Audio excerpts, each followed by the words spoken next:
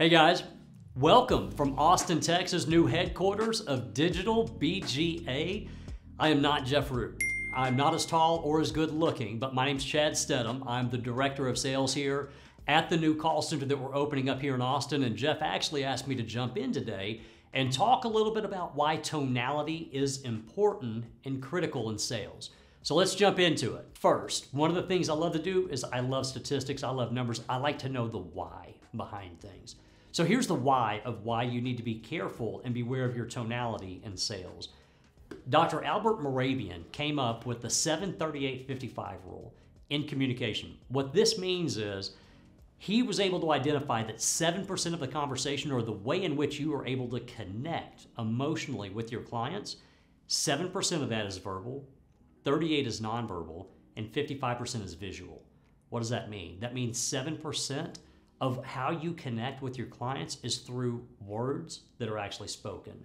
38% of the way you're going to be able to connect with your clients is going to be through the nonverbal.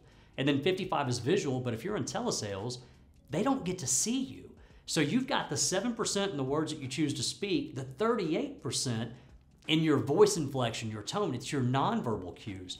Those are the aspects that we want to focus on, because that's going to take a lot of individuals from just being mediocre in sales to actually thriving in a telesales environment. Tonality is important because it can help emphasize key points, build rapport with customers, and create a positive buying experience.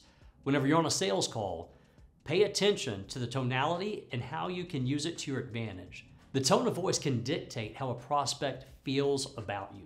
Here are 4 primary aspects of tonality. Inflection. How you change your pitch can help make certain words or phrases more enthusiastic or empathetic. Emphasis. Using emphasis can help you stress specific words or phrases. Where do you utilize that to be able to emphasize a particular statement? For instance, did you know that by law, insurance companies can take up to 6 months? You see how that's emphasized right there in the 6 months. You want to find ways in your scripting to be able to go out there and identify where do you need to use that emphasis in your sales script. And I would go and color code the entire script. Pace. Switching the pace of speaking can either demonstrate nervousness or disinterest. For example, the faster you speak, the more anxious a prospect could possibly get. And they might seem like they're being rushed. Conversely, if you speak too slow, that could show disinterest in the prospect. Modulation. Using your voice to show specific feelings such as happiness, excitement, anger, empathy. As you've learned through different aspects of tonality in sales, one important step is mimicking the prospect's tone. For example, if your prospect is exciting, you also want to show that tone because it helps build rapport and it improves the conversation. Additionally, you don't want to go too far with your tone because it can sound impersonal. Now let's talk through techniques to improve your tonality. First, be aware of it. Your tonality might seem like a no-brainer, but you'd be surprised to see how many salespeople are unaware of how they sound on a call. Pay attention to the inflection of your voice and the overall tone that you're using. If you sound bored or disinterested, your prospect will likely pick up on that and mirror your tonality.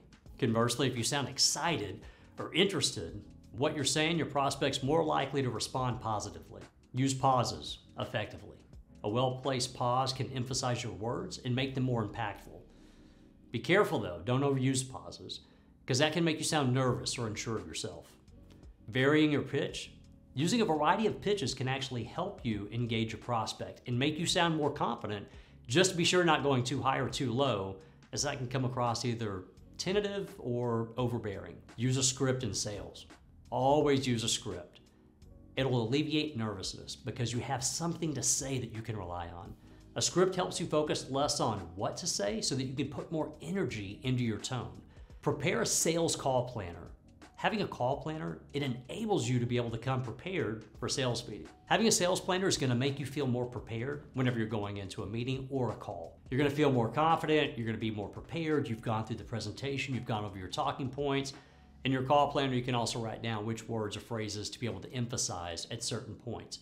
And I think this is critical if you're using a script to be able to highlight certain words that you want to emphasize or put commas at places where you think that you may need to be able to pause. Use appropriate volume when speaking. Don't shout, but you also don't want to whisper. You've got to find that happy medium that will allow your prospect to be able to hear you clearly without you feeling like that you're yelling. Use positive language. Avoid using any negative words or phrases. That not only affects your tonality, but it can also impact the client's ability or desire, rather, to buy from you. Whenever they say, "How's your day going?" "My day's amazing." And smile when you say that. Using positive words or phrases, it's going to help you build rapport with your client. Next, slow down your speaking. Speaking too quickly, it can interrupt your conversation's flow for your prospect to understand you. By slowing down your speech, you'll sound more confident and competent. Enunciate your words. Mumbling or speaking too quietly can make it difficult for your prospect to understand you. Make sure you're speaking clearly, concisely. Avoid using slang or jargon the prospect might not be familiar with. And then, smile and dial. Smiling has been shown to positively affect the tonality of your voice and making you sound more friendly and approachable.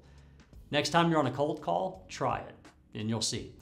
Although your prospect may not see you, they're going to hear your tone, which is going to appear friendly, personable. And then lastly, pay attention to your breath. When speaking, make sure you're taking deep breaths from your diaphragm. This will help you project your voice and prevent you from sounding breathless. Okay, so now let's go through the 8 different types of tonal patterns that you can be used in sales. Scarcity or urgency, reasonable, absolute certainty, I care and understand, using a question, series of 3 uptones, a presupposing tone, I really want to know. So these 8 tonal patterns can be used in different portions of your conversation, and they're each going to be effective in their own right as to how you utilize each of them. Whether you need to ask a question, clarification question, confirmation type of a question, or the sense of urgency. You want to be able to make sure that the client knows that there's a reason that you're trying to get them to be able to be expedient about their purchase of your product. Okay, so the last thing I want to talk about is the PAVP approach. This is talking about the pitch, articulation, volume, and pace. These are going to be critical in the way in which you're interacting with your clients. It's going to be critical for you to understand how each of these is going to be able to impact you from a sales aspect. So your pitch, that's going to be your tone that you're utilizing in the conversation. Your articulation, you want to make sure that you clearly enunciate, as we talked about before.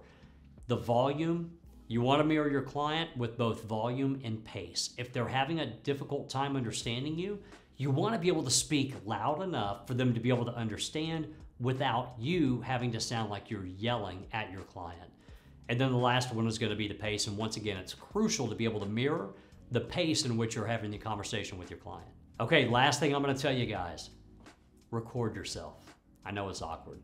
I know nobody thinks that they sound how they actually sound whenever they record themselves. Record yourself, watch it, have somebody watch it with you. Be your toughest critic. Take a look at yourself from a critical perspective. Figure out ways that you can help yourself get better. Where do you need to emphasize tone more, articulation, volume, pace, etc.? Record yourself once again. I know it's not going to be the way that you think that you sound to others. Do it. It's going to be worth it.